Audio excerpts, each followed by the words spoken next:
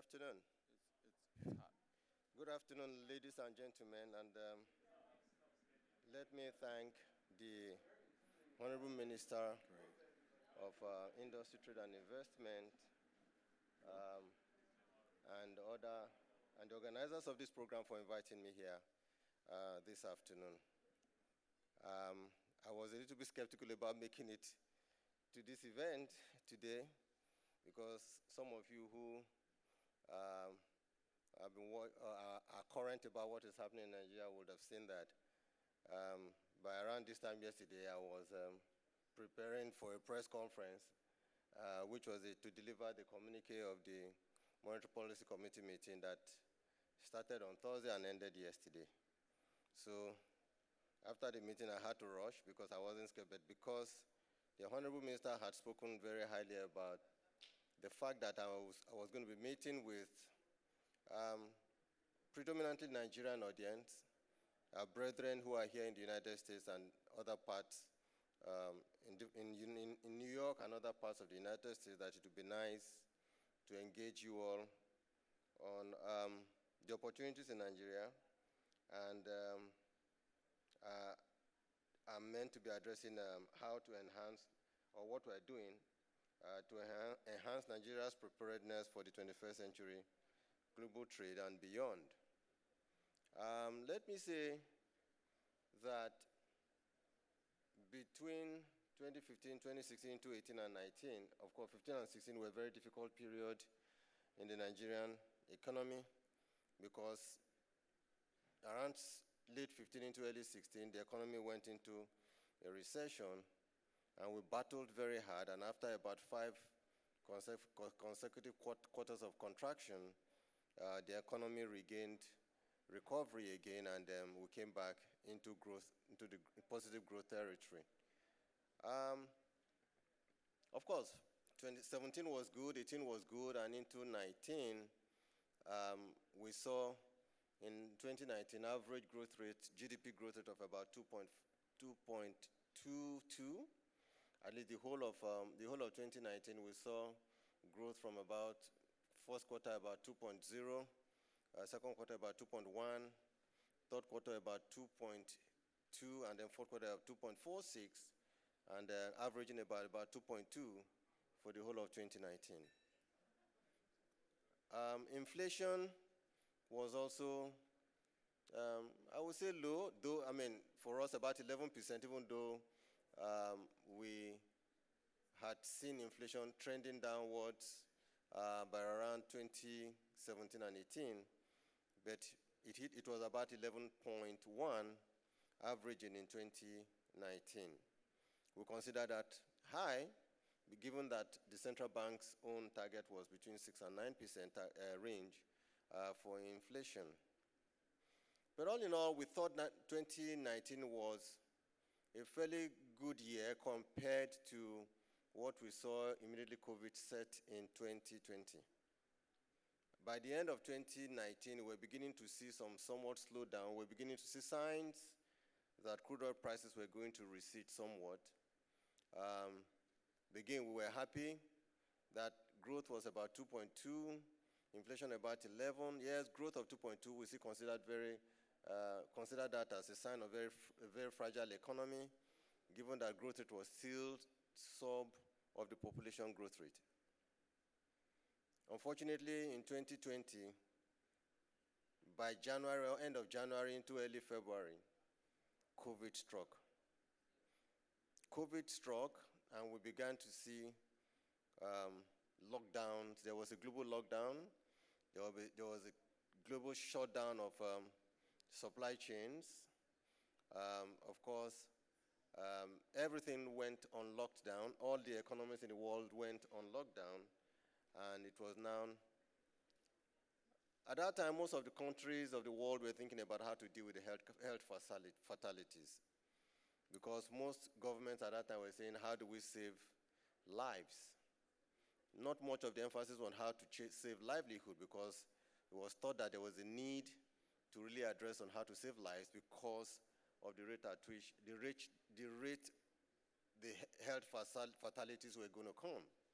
So most of the economies were short. But because Nigeria was somewhat in a growth trajectory. First quarter of 2020 was about 1.87% in growth. By the beginning of 2020, inflation had begun to also accelerate very, very aggressively. The whole of 2020, we saw inflation accelerating into very high 17, because in the course of 2020, we saw adjustment in currency, prices, inflation was going up. As a result of the adjustment in currency, we saw its impact or pass through into imported inflation. We saw energy prices going up also in the course of 2020, and of course this translated into an acceleration in inflation rate. Like I said, first quarter was 1.87 for Nigeria, and by the end of, by around early May, when first quarter result was released, we were pleasantly surprised that it was even about 1.87% growth for first quarter, because at that time, most of the global economies, the United States, Britain, Europe, all went into very, very, very, very high contraction. The contraction was very deep. In fact, some economies went into as high as negative 50% growth in 2020 during the first quarter. So for us, it was a pleasant surprise that during the first quarter of 2020, we had growth of 1.87. But of course, what did we do? We took a number of countervailing measures, because we felt that there was a very big responsibility on the part of government, and in this case, talking about the monetary and fiscal authorities. We saw some weakness on the part of the fiscal, because the fiscal space was very narrow, the deficits were rising, and space to begin to spend money in order to catalyze the economy and recover from the consequences, the health hazards, health consequences that eventually led into economic crisis, on the fiscal side was very slim. So the monetary policy thought that there is a need from our side to see what could be done. By around February, when COVID really hit and there was serious lockdown, the CBN thought that there was a need for us to step in very aggressively to see what can be done to accelerate growth.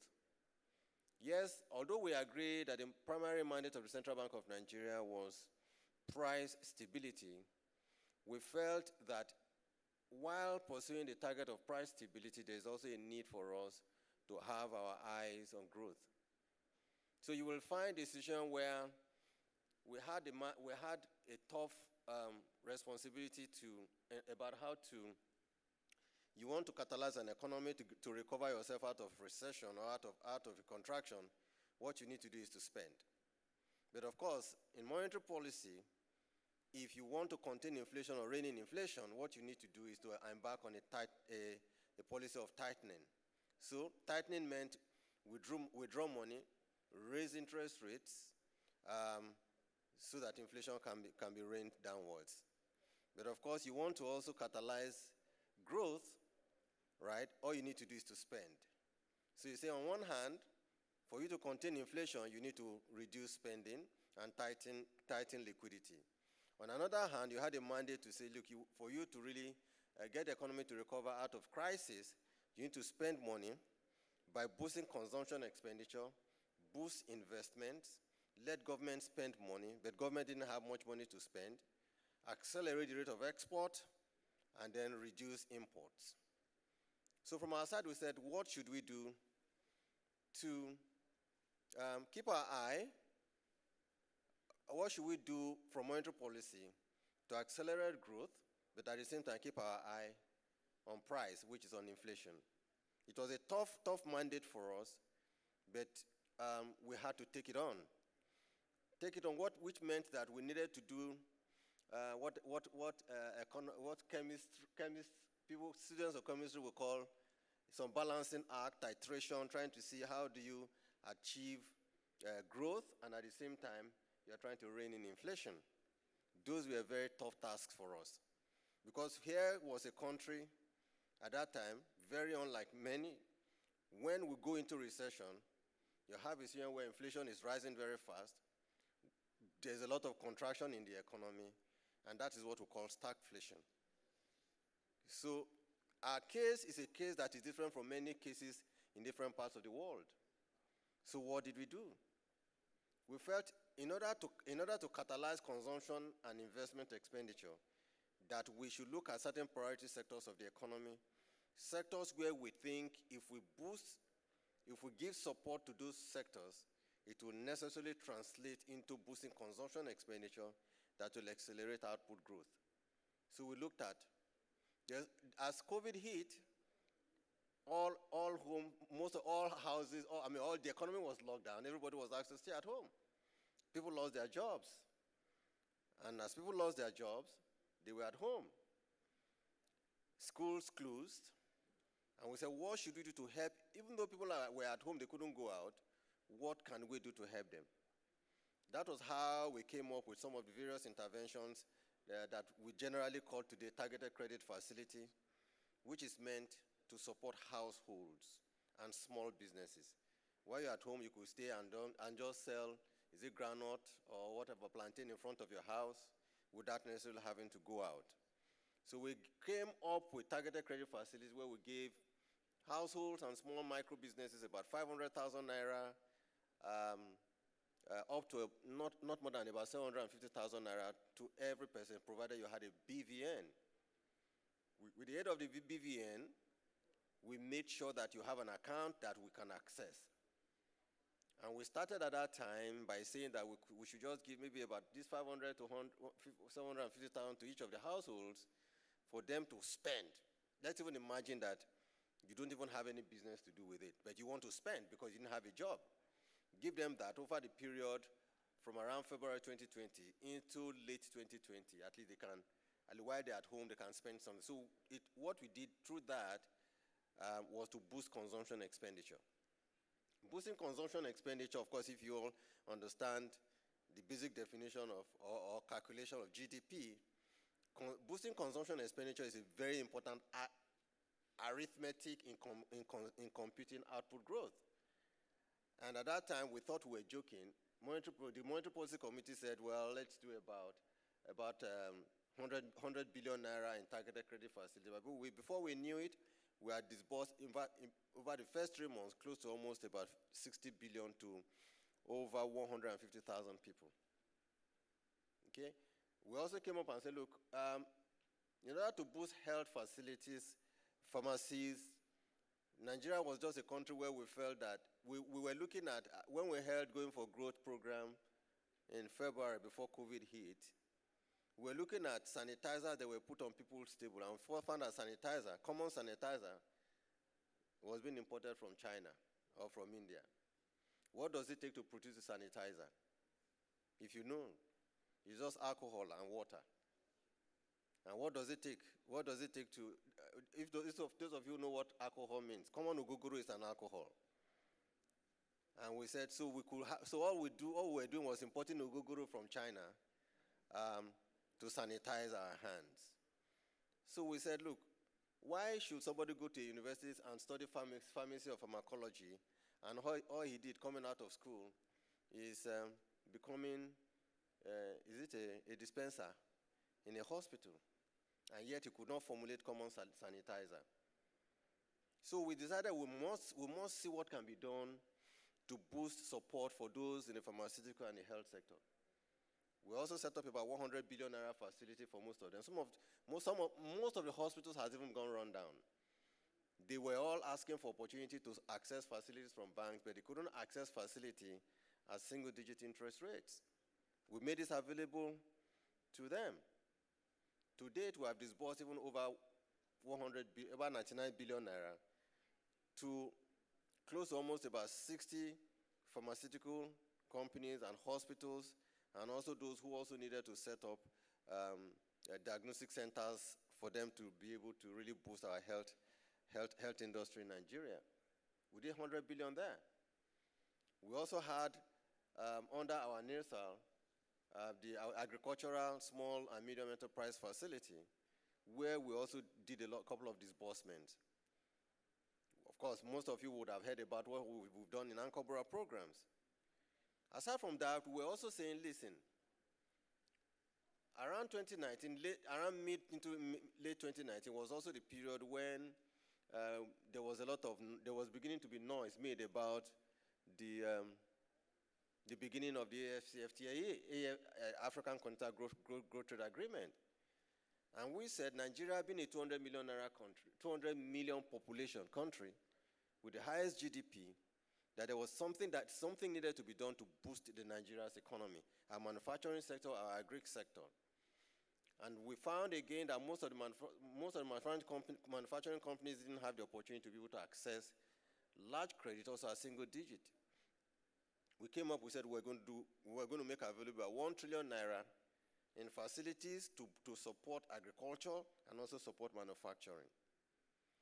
So if you have a combination of facilities given at single-digit interest rates to households and micro, small, and medium enterprises, you had facilities that were done for small businesses under our agri, small, and medium enterprise facility, almost another over 100 billion naira there. 100 billion naira for health, another 1 trillion naira set aside for agriculture and manufacturing. We felt we were beginning now to set the pace to resolve some of the problems about how to really boost consumption and investment expenditure that helped to boost output growth. At the same time, we're doing everything and then making sure that we're measuring and managing the banking system liquidity to ensure that we're able to tighten. It's like on this hand, you tighten, you take about, say, 10 billion out of the market, but at the same time, you make sure that out of the 10, about 4 or 5 is released to priority sectors of the economy, areas of the economy where we felt will be employment stimulating and employment generating and output stimulating sectors of the economy. So that's what I meant by trying to balance it. You are tightening on this side, but you are releasing liquidity on the other side to ensure that you achieve output growth on one side, but at the same time you are running inflation. And I must say that the whole of 2020 was actually very, very challenging.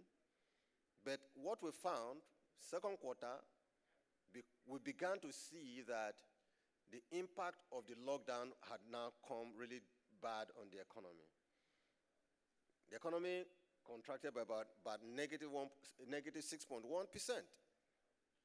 But of course, the other economies like the United States, Europe, UK, and even India, most of these economies also have very terrible contraction in output.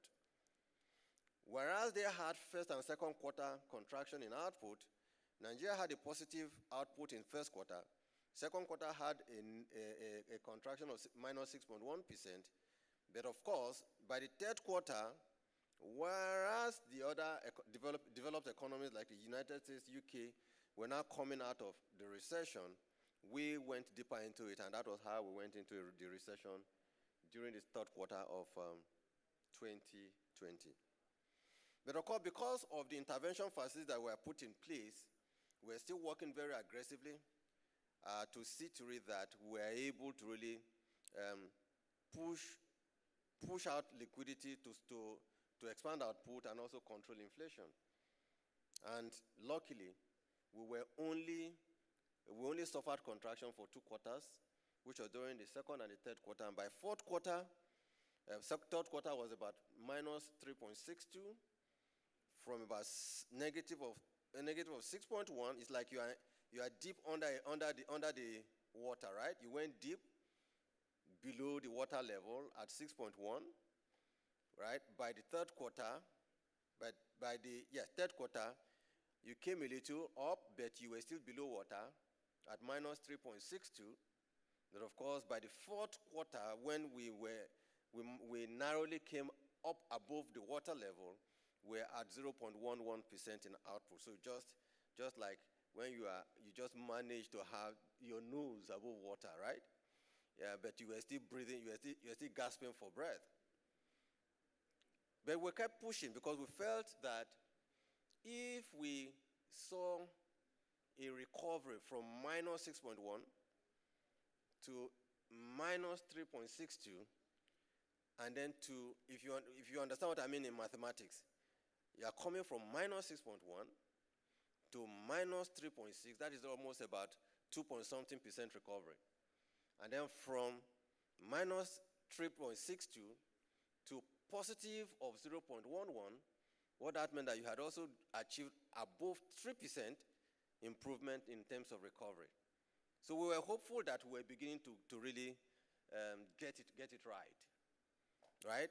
But of course, luckily, by the first quarter of 2021, we saw 0.55, which is like from 0.1 again. You managed and moved up again to 0.5, and we said, I think we got it. And of course, what monetary policy was said at that time, it looks like since some of the interventions that we were putting in place and all the strategies we put in place were really looking potent, let's do more. Let's do more of it. And that's how we saw ourselves during the second quarter at 5.01. Let me say, the 5.01 was substantially due to what we call base effect, year-on-year base effect. Because if you look at it that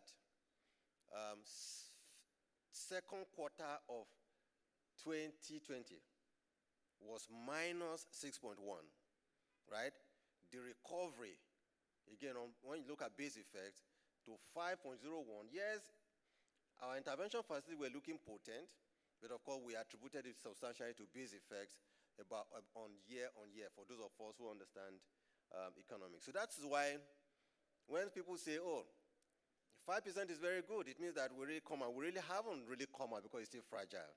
Because, for instance, we are saying that because base effects would have dissipated during the second and third quarter, during the third and fourth quarter of 2021, we do not expect the average growth rate in 2021 to be more than, for instance, CBN's forecast put growth average for 2021 at about 2.86. If you imagine from 0.5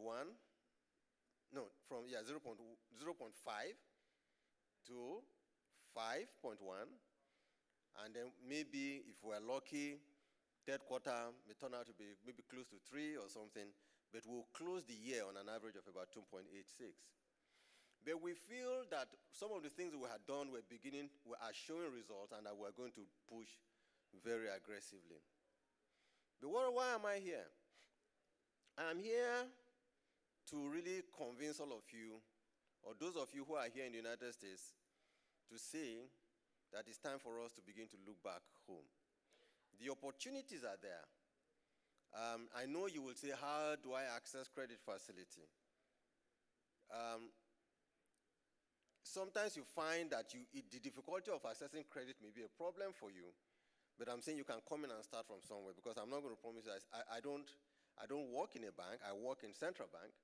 So you have to be able to think about how to really access credit from your bank, giving them the kind of collaterals that we need, because I would imagine that you are not asking for 500,000 naira or 750,000 naira, which are predominantly unsecured facilities. I'm sure some of you are going to come high hundreds into billions of them and the rest of them. But the important thing is that you need to have ideas. Nigeria is opening up. And I can tell you that I've been in conferences where, even here in New York, where heads of states, ministers of finance, governors of central bank from Africa came in to hold certain summits and the rest of them. But what we are told when we attend those summits is that it is time for us to begin to think about how we can work with Nigeria, but not work for Nigeria. As in, what can we do with Nigeria, and not what can we do for Nigeria. I was at a summit here in 2014 where that word resonated very loudly into my mind. And what did that tell me? What it told me is that we Nigerians must do things for ourselves. We Nigerians must set examples by soaking ourselves, fold our sleeves, and go in and do it for ourselves before we can expect somebody to come from outside to now do it with us. And that is the word that I have come to you with. That we are determined to to make sure that we do it for ourselves. We need more and more people to join us in the race. And that is the reason you would have seen that we have doggedly broken barriers and gone into the presidency and said we want to do certain things, we want to take some bold moves in Nigeria in 2021 and onwards. What are some of those bold moves? In the agricultural sector, we found that the big problem that we had is movement logistics, which is movement of food from farm to market. Moving food from farm to market, we have our farmers who produce. Most of those foods get destroyed in the process of moving from farm to market. Logistical problems are there, transportation problems are there, developing rural roads are there, and we're saying that we must break that jinx. So we went to the presidency, and we got the approval of the presidency that we should reposition the Nigerian Commodity Exchange. The Nigerian Commodity Exchange plays a pivotal role in trying to act as an intermediary between the buyer and the seller, or those who need to move goods from farm to market. And that, the repositioning of the Nigerian Commodity Exchange, which we are working with all the agencies, but most important of the agencies that we are working with here is the Honorable Minister's Ministry, Ministry of Industry, Trade and Investment, that is working with us to see how we can reposition the Nigerian Commodity Exchange to play the role it is supposed to play. That's one move. Another move to see to how we can really help, and another important one is about the creation of the Infrastructure Corporation of Nigeria. The Infrastructure Corporation, if you all know that infrastructure has been the biggest problem that we have in Nigeria. The roads, the ports, the rails, and those are just what you will attribute to government. Telecommunication infrastructure, electricity infrastructure. And we said, first phase, we got the approval of the president that we should set up the Infrastructure Corporation of Nigeria, where we will be raising in equity 1 trillion naira between the CBN, Nigerian Sovereign Wealth Investment Authority, and the African Finance Corporation. Raise 1 trillion in equity. Another 14 trillion naira will be through debt. And that's why we're trying as much as possible to see to it that we set up a world-class infrastructure corporation where people will see that between CBN, NSIA, African Finance Corporation from the equity side, and then the banking system, as well as the pension industry and pension community, out of the 15 trillion, we should be able to see ourselves raising close to about 8 to 10 trillion naira. If we can raise 8 to 10 trillion naira, we can begin to say that it is time for us to begin to think of how to develop Nigeria's infrastructure without necessarily placing a burden on the federal government. We're trying to say, a lot of people here will say, oh yeah, the federal government is overborrowed. We don't think so, but we feel that the idea of setting up the Infrastructure Corporation will remove the burden of borrowing from government, move some of these strategic assets into the hands of the private sector, where we're going to be looking at them, because most of these projects are viable projects, and we think that if we take on roads, we take on rail, we take on the airports, we take on the seaports, we take on telecommunication, we take on power, we take on development of various infrastructure that will help open up Nigeria. I believe that we would have started a journey, and then we can begin to tell our foreign investor community to begin to come and join us. We want to do it ourselves. And those are some of the opportunities that are going to open up in the next few months in Nigeria. The question, therefore, will be where do you stand and where do you want to be counted? Would like you to come join and work with us. Now, aside from that, yes, a couple of you may have heard about, we talked about moving Nigeria into a digital economy. We don't believe in cryptocurrency. The gentleman there was talking about cryptocurrency. Because I don't sit as a central bank governor, and most central bank governors in the world will tell you that they don't believe in cryptocurrency. Because it is, as far as we are concerned, it is gambling. You can go and do pool business and all that, where there are no fundamentals. You gamble, you put in money, Today it rises without any fundamental. And before you know it, tomorrow it crashes and then you put your hand on your head. What I tell people is that you want to do crypto, that is your business. But we're not going to allow you pass it through our banking and payment system infrastructure. We will not allow that. We will not allow that, and because we don't believe in it. If you make money from it, we will tell you congratulations and celebrate. But if you lose money, we will tell you good for you. That's your business. But in order to make people understand that we ourselves as central bankers believe in the digital economy, most of the central banks in the world are beginning to conceive of creating their own digital currency. What digital currency will do is revolutionary. And that is why we have said that by October 1, indeed we are going to wait till October 2 because we will not want to take the shine off October 1 independence celebration. October 2, if it's a weekend, we'll move to 4 or 5th. We will launch Nigeria's digital currency, and we want to be, and we will be the first country in Africa to launch its own digital currency. And we believe it will be novel. Novel in the sense that it will facilitate trade. Novel because we think Nigeria being the biggest economy in Africa, that will set the tone to tell Africa that we are ready to lead, and we will indeed lead in trade, and we'll make sure that happens.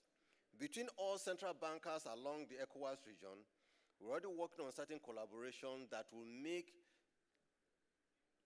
trade and payments and banking system integrate in such a way that we will begin to, people will set example within Africa that we are really already embracing the AFCFTA in the area of digital currency. So there are a couple of other things, but we would welcome various ideas from anybody about what else we can do. Only again, early this week, today is Saturday, on Monday, no, on Tuesday, we're also at a forum of the Chartered Institute of Bankers of Nigeria, where we also announced that Nigeria will set up its Nigeria International Financial Center. The International Financial Center will operate, of course, just to make trade and payment system and financial services flexible, where, for instance, you have the Dubai International Financial Center, you have them in London, you have in Singapore, and what you will find is that you're going to create something like a country within a country. You give certain concessions to foreign investors who will come into that, we'll call it country in this case, into that center, a boundary that will look like another country within Nigeria. And what that does is that it brings in foreign capital into Nigeria, right? Foreign currency into Nigeria, but even though they will see themselves as being outside Nigeria. We believe that doing that will certainly, there will be a flow, some form of flow of those foreign capital from outside Nigeria, but although it's set up within Nigeria, now into Nigeria. And we believe that this will help to further catalyze Nigeria's economy. It will help further to open up Nigerian economy to the world, and to really, really position Nigeria as a leader in Africa. And I dare say by the time these revolutionary ideas come to play, you will find that Nigeria's economy will certainly grow above population growth rate, where we will all see that Nigerians are truly seeing prosperity. Prosperity, inflation will be manageable and moderated. Growth, output growth will be strong and positive. Foreign flows will be there, and then we will set example that we are truly ready for investors to embrace Nigeria. I thank you very much.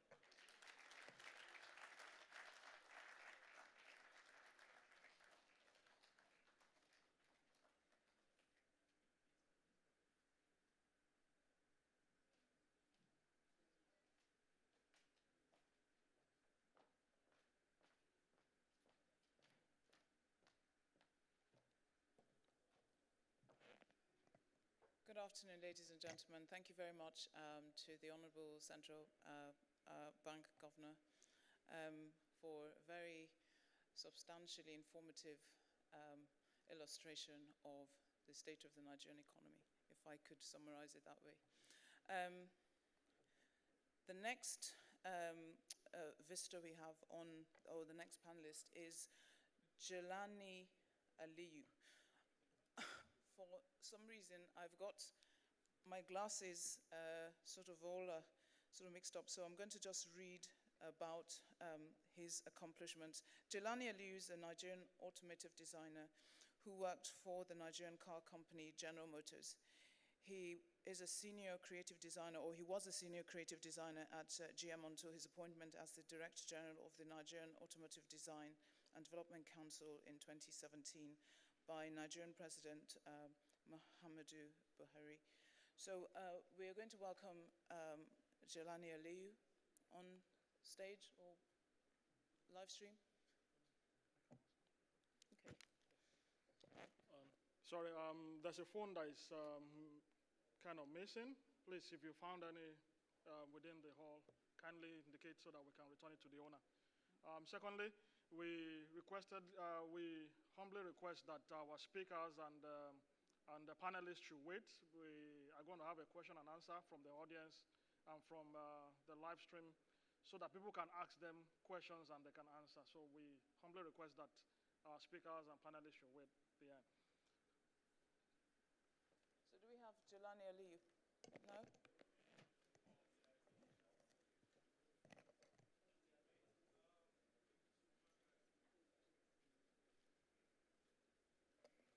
So I'm sorry, my apologies, I think there's a bit of a mix-up. So,